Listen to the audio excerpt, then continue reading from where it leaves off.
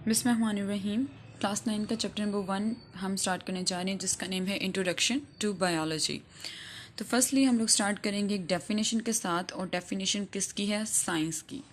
तो science basically क्या होता है? ये बेसिकली एक स्टडी है जिसमें आप सबसे पहले क्या करते हो? ऑब्जर्वेशन करते हो, चीज़ों को ऑब्जर्व करते हो कि आसपास हो क्या रहा है। देन आप उससे रिलेटेड क्या करते हो? एक्सपेरिमेंट्स, उसको चेक करते हो भैया आपने जो बात की है वो सही भी थी या नहीं। देन आप उसके लॉजिकल कंक्लूजन्स निकालते हो, क्या ये बात जो आपने की है उसका कोई लॉजिक बनता था या फिर वो बात ऐसे ही फजूल में थी। तो ये सारे प्रोसीजर्स जिसमें किए जाते हैं उस सारी स्टडी को क्या कहते हैं? Science. These are drawn in order to understand the principles of nature. इसमें नेचर के प्रिंसिपल्स को अंडरस्टैंड करने के लिए आपके पास ये सारा प्रोसीजर किया जाता है। इन एंशियंट टाइम्स, पुराने वक्तों में, scientific information was not classified in different branches. पुराने वक्तों में ये होता था कि जो भी आपकी साइंटिफिक नॉलेज था उससे आप डिफरेंट ब्रांचेस का नाम नहीं देते थे, बल्कि उसको जस्ट क्या कह देते थे? साइंस ही कह देते थे। All the scientific information are included under the one head called science. वो सारी इंफॉर्मेशन किस टर्म के अंदर ली जाती थी? साइंस के अंदर। But with the passage of time, जैसे जैसे टाइम गुजरता चला गया, साइंटिफिक इंफॉर्मेशन जो है वो उसकी बहुत सारी फोल्ड्स बन गई, और एनॉर्मस साइंटिफिक नॉलेज, अब काफ़ी ज़्यादा बढ़ते हुए साइंटिफिक नॉलेज को सामने रखते हुए आपने उसको क्या किया? क्लासिफाई कर दिया into different branches like biology, ठीक है, जिसमें आप लिविंग ऑर्गेनिजम्स को पढ़ते हो, physics, chemistry, mathematics. In terms से आप यूज टू तो होंगे, और आगे फर्दर ये टर्म्स क्या हैं हम इसके बारे में भी स्टडी करेंगे। तो डॉक्टर अब्दुल सलाम का कहना है कि साइंटिफिक नॉलेज एक कॉमन हेरिटेज है मैनकाइंड की, कि मैनकाइंड जो इंसान है उसकी विरासत की एक कॉमन सी चीज़, आम विरासत कौन सी है? साइंटिफिक नॉलेज, यानी साइंस की स्टडी देना। सबसे पहले हम आ जाते हैं बायोलॉजी क्या है, जो टर्म हमने पढ़ी ऊपर। बायोलॉजी बेसिकली एक साइंटिफिक स्टडी है लाइफ की। Bio means life. तो बायोलॉजी हमारे पास दो ग्रीक वर्ड्स में से निकली थी, एक का नाम है बायोस, दूसरा है लोगोस, ठीक है। बायो का वर्ड यूज हुआ है for the life, and logos का मतलब है थॉट और रीजनिंग, कि सोचना कि ये काम क्यों हुआ, इसकी वजह क्या थी। और लाइफ यानी लाइफ से रिलेटेड, लिविंग ऑर्गेनिज्म से रिलेटेड पढ़ना। तो इस कोर्स में बायोलॉजी की हम स्टडी करेंगे किस तरह लिविंग ऑर्गेनिजम्स रह रहे हैं, किस तरह से नेचर जो है वो हमारी काम कर रही है। इसी तरह हम लोग स्ट्रक्चर्स देखेंगे, फंक्शन देखेंगे, और लिविंग ऑर्गेनिजम्स के डिफरेंट एस्पेक्ट्स को स्टडी करेंगे। और ये स्टडी जो है वो लिविंग ऑर्गेनिजम्स की हमारे पास हमें इंफॉर्मेशन प्रोवाइड करेगी, रेमेडीज़ प्रोवाइड करेगी, जो ह्यूमन के पॉपुलेशन के प्रॉब्लम्स हैं उससे रिलेटेड, आपकी हेल्थ से रिलेटेड इश्यूज़ को रिजॉल्व किया जाएगा। यहाँ पे फूड के बारे में आपको बताया जाएगा, आपके इन्वायरमेंट के बारे में बताया जाएगा। तो ये टर्म जस्ट आपको बायो के बारे में नहीं, एज वेल एज आपकी नॉन लिविंग जो डिपार्टमेंट्स हैं आपके इर्द गिर्द, उसके बारे में भी आपको आइडेंटिफाई करेगी। सो अब हम इसकी डिवीजन और ब्रांचेस को पढ़ लेते हैं। फर्स्टली आपके पास 3 मेन ब्रांचेस हैं जो बायोलॉजी की आपके पास पढ़ी जाती हैं, और इनके आपकी ज़िंदगी में बहुत सारे एक्सपेक्ट यानी असरात मौजूद होते हैं। तो सबसे पहले ज़ूलॉजी की टर्म आपने सुनी होगी। ज़ूलॉजी की टर्म आपके पास एनिमल्स की स्टडी को कहा जाता है। जू मीन्स एनिमल्स, तो एनिमल्स की स्टडी को ज़ूलॉजी कहा जाता है। बॉटनी की टर्म आपने सुनी होगी। बॉटनी में आप प्लांट के साथ डील करते हो। जब भी कोई भी चीज़ आपकी प्लांट के साथ डील की जाती है उसको हम लोग बॉटनी की टर्म में लेते हैं। Microbiology, micro means small, biology means life की थॉट्स। तो अब हमें समझ आ गया कि हम छोटे छोटे small mini minute micro organisms को जहाँ पे पढ़ेंगे, छोटे छोटे ऑर्गेनिजम्स को पढ़ेंगे, तो उसको हम क्या कह देते हैं? Micro biology. तो डिवीजन ऑफ बायोलॉजी जो कि हमारे पास डील करती है माइक्रो ऑर्गेनिजम्स के साथ, जैसे कोई बैक्टीरियाज वगैरह हो गए। अब इसमें हम लोग लाइफ के डिफरेंट एस्पेक्ट्स को भी फर्दर पढ़ते हैं कि लाइफ हमारे पास किस तरह से डिपेंड कर रही है। तो 3 मेन ब्रांचेस कौन सी थी? Zoology, botany and micro biology. अच्छा, अब इन्हीं 3 टर्म्स के अंदर मज़ीद कौन सी हम ब्रांचेस पढ़ते हैं, हम उससे पढ़ लेते हैं। ज़ूलॉजी के अंदर ही ये टर्म्स यूज़ होती हैं, बॉटनी के अंदर ही ये टर्म्स यूज़ होती हैं, एज वेल एज आपकी माइक्रोबायोलॉजी के अंदर ये जो फर्दर टर्म्स हम पढ़ने जा रहे हैं वो यूज़ होती हैं। तो सबसे पहला पॉइंट आपका लिखा हुआ है मॉर्फोलॉजी का। मॉर्फ का मतलब होता है शेप, ठीक है। ओलॉजी मीन्स थॉट और रीजनिंग। तो अब हमें पता चल गया कि ये स्टडी किसकी होगी, फॉर्म या किसी भी किस्म के स्ट्रक्चर की। इसमें हम क्या पढ़ेंगे, किसी का फॉर्म या फिर किसी का स्ट्रक्चर। तो लिविंग ऑर्गेनिज्म के स्ट्रक्चर और उसकी फॉर्म को पढ़ना आपका कहलाता है मॉर्फोलॉजी। मॉलिक्यूलर बायोलॉजी या बायोकेमिस्ट्री की बात करें तो वो क्या होती है, जिसमें मॉलिक्यूलर स्टडी आप करते हो।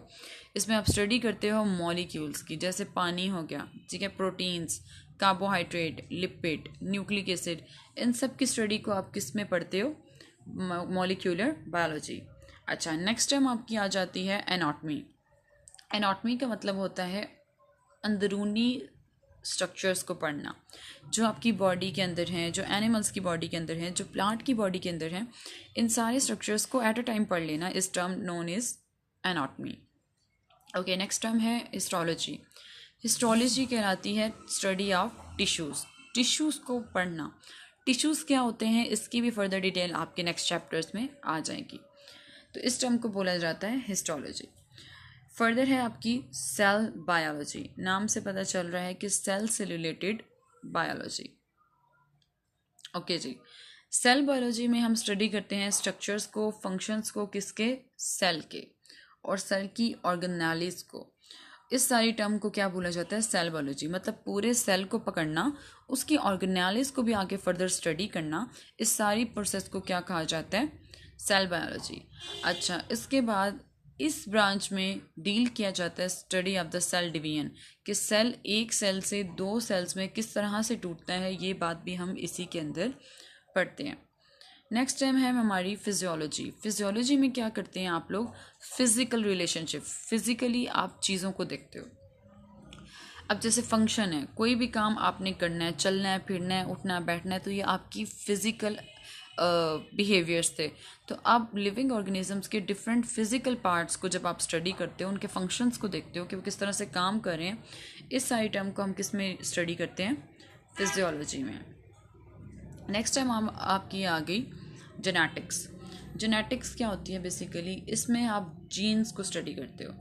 जीन्स क्या होते हैं कि आपके जो क्रोमोसोम्स हैं, जो आपके न्यूक्लियस के अंदर मौजूद हैं, उसके ऊपर प्रेजेंट होती हैं आपकी जीन्स, जिनका रोल किसके अंदर होता है, आपके इनहेरिटेंस पे। इनहेरिटेंस क्या होती है, विरासत, जो आपको आपके वालिदैन से मिली है। तो जीन्स को पढ़ना या इनहेरिटेंस में उनका रोल देखना जेनेटिक्स कहलाता है। इसमें एक और इम्पॉर्टेंट डेफिनेशन आ सकती है कि इनहेरिटेंस क्या है। इनहेरिटेंस का मतलब है transmission of character from one generation to other, यानी एक जनरेशन से सारी खसूसियात का दूसरी जनरेशन में शिफ्ट हो जाना। जैसे पेरेंट्स से बहुत सारी खसूसियात आपके अंदर आती हैं, आपका आई कलर, आपके हेयर्स और डिफरेंट चीज़ें हैं, वो सारी टर्म्स हम किस में स्टडी करते हैं, इनहेरिटेंस में या फिर जेनेटिक्स में। Okay, next is embryology. Embryology means study of embryo. Embryo हमारे पास मिनी जो है वो एंटिटी है, इसके बारे में भी फर्दर आपको स्टडी करवाई जाएगी। तो एम्ब्रियो आपका किस तरह से, छोटा सा एम्ब्रियो किस तरह से डेवलप होके एक बड़े इंडिविजुअल में कन्वर्ट हो जाता है, इस सारी स्टडी को क्या बोला जाता है, एम्ब्रियोलॉजी। ओके जी, नेक्स्ट आपकी टर्म है टेक्सोनोमी। टेक्सोनोमी वर्ड टेक्सा से निकली है। टेक्सा का मतलब होता है नंबर्स देना, ठीक है, अरेंज करना। तो अब टेक्सोनोमी में आप नंबर्स या नेम प्रोवाइड करते हो या क्लासिफाई करते हो किसी भी ऑर्गेनिज्म को, उसके आगे फर्दर ग्रुप्स और सब ग्रुप्स बना देते हो। फॉर एग्जांपल एक चीज़ है, उसको आगे फर्दर बेसिस पे ग्रुप्स और सब ग्रुप्स में डिवाइड कर देना इज़ नोन एज टैक्सोनॉमी। उसको नेम प्रोवाइड करना, उसको क्लासिफिकेशन प्रोवाइड करना, उसे ग्रुप्स में, सब ग्रुप्स में शिफ्ट कर देना। ओके, नेक्स्ट है पैलेंटोलॉजी। पैलेंटोलॉजी कहते हैं फॉसिल्स की स्टडी को। फॉसिल्स क्या होते हैं, फॉसिल्स बेसिकली आपके पास डेड रिमेन्स होते हैं उन ऑर्गेनिजम्स के जो कि पहले दुनिया में मौजूद थे बट अब इस दुनिया में नहीं रहे। वो प्लांट भी हो सकते हैं, गले सड़े जो ज़मीन के नीचे घुसे हुए होते हैं, वो एनिमल्स भी हो सकते हैं, उनकी बोन्स वगैरह जिस तरह डायनासोर्स वगैरह ETC, तो उनको कहते हैं फॉसिल्स। तो उन फॉसिल्स को पढ़ना इस टर्म नोन एज पैलेंटोलॉजी।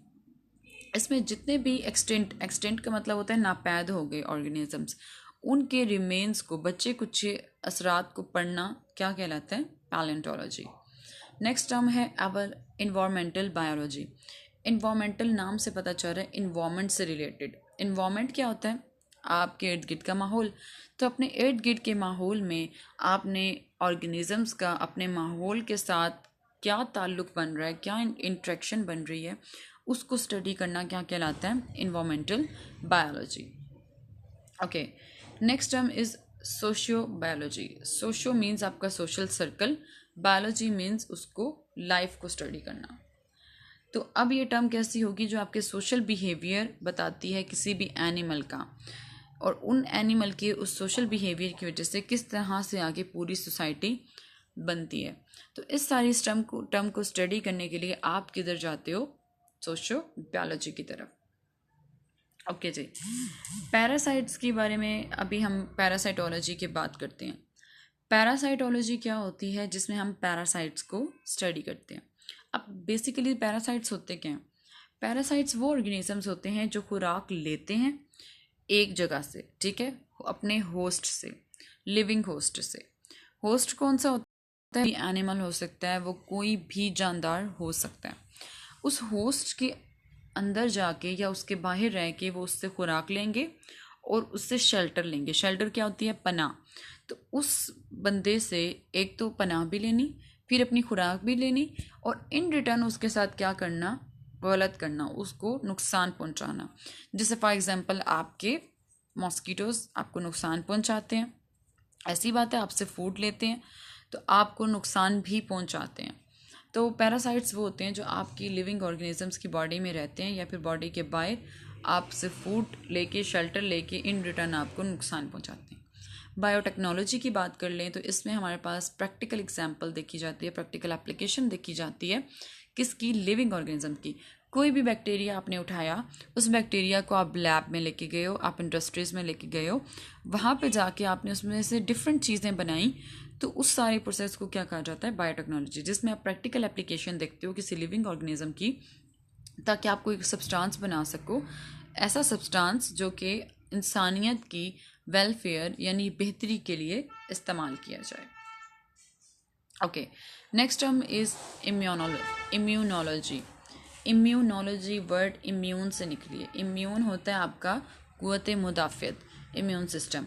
तो इंसानों के अंदर या जानवरों के अंदर जो इम्यून सिस्टम है, आपकी क़ुव्वत मुदाफ़ियत है, जो कि आपकी बॉडी के अंदर आने वाले इन्वेडिंग माइक्रोब्स, यानी आपकी स्किन के अंदर आने वाले, आपके जिस्म के अंदर घुसने वाले, इन्वेड होते हैं, अंदर आना, माइक्रोब्स, माइक्रो ऑर्गेनिजम्स। तो ये डिफेंस होता है किसी चीज़ से लड़ना।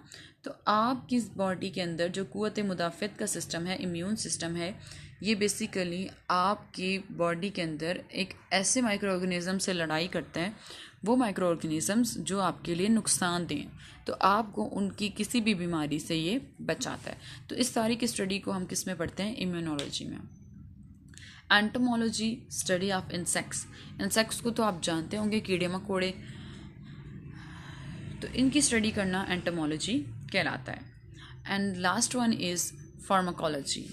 फार्माकोलॉजी बेसिकली स्टडी फार्मेसी से रिलेटेड होती है। इसमें आप क्या पढ़ते हो? ड्रग्स को, ठीक है।